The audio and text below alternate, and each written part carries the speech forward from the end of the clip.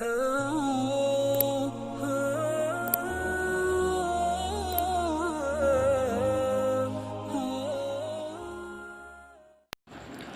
اللہ الرحمن الرحیم۔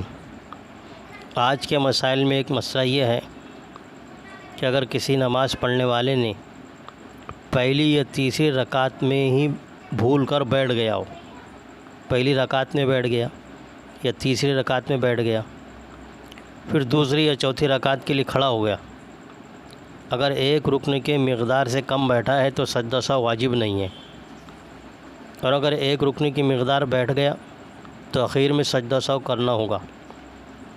ایک رکن کی مقدار فقہ نے 3 مرتبہ سبحان اللہ کہنے کے برابر بتائی ہے۔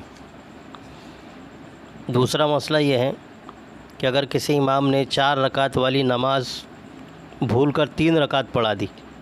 اور سلام پھیر دیا، اس کے بعد مقتدیوں میں تذکرہ ہوا تو اللہ اکبر کہہ کر امام چوتھی رکعت کے لیے کھڑا ہو گیا ہو اور اخیر میں سجدہ سہو کر کے نماز پوری کر لی، اگر امام نے کوئی بات چیت نہیں کی تھی تو اس کی نماز اور نہ بولنے والے مقتدیوں کی نماز درست ہو گئی،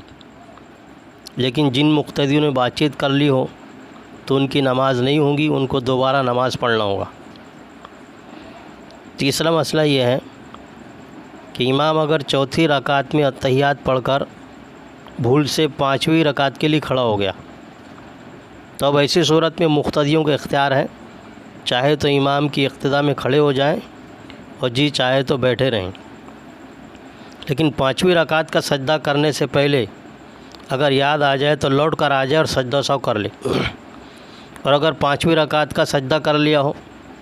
تو پھر اس کو چاہیے کہ وہ 6ٹھی رکعت بھی ملا لے اور اخیر میں سجدہ سہو کر لے، تو اس کے 4 فرض صحیح ہو جائیں گے اور آخر کی 2 رکعتیں نفل سمجھی جائیں گی۔ چوتھا مسئلہ یہ ہے کہ اگر کسی مسافر نے 2 رکعت یعنی قصر نماز پڑھنے کے بجائے بھول سے 4 رکعتیں پڑھ لیں، اگر دوسری رکعت پر قاعدہ کر کے اٹھا تھا تو اس کی فرض نماز درست ہو جائے گی، لیکن سجدہ سہو کرنا واجب ہے، اور اگر قاعدہ اولا نہیں کیا تھا تو فرض پھر سے پڑھنا پڑے گا اور آخر کی 2 رکعتیں نفل سمجھی جائیں گی۔